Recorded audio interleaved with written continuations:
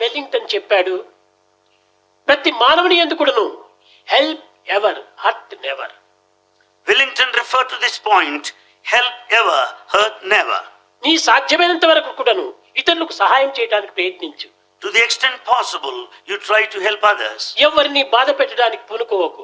Never attempt to hurt anybody. కేవలం action చేతనే కాదు, Not merely by action. కేవలం వాక్కు చేతనే కాదు, Not merely by లేక word పనుల చేతనే కాదు, or activity. లేక హృదయం చేతనే కాదు, Nor by heart. సర్వ విధములు కూడాను ఇతరులకు సహాయం చేసేటువంటి ప్రయత్నంను మనం పూనాలి.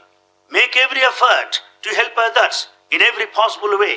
ఒకవేళ నీవు హెల్ప్ చేయడానికి సాధ్యం కాకుండా హర్ట్ మాత్రం చేయవద్దు. If it's not possible to help, at least don't hurt. అది ఏ గొప్ప help.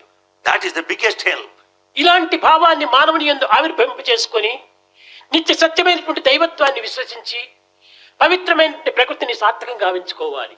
Therefore we should have the sacred thought, feeling and entertain the divinity within and move about in the world.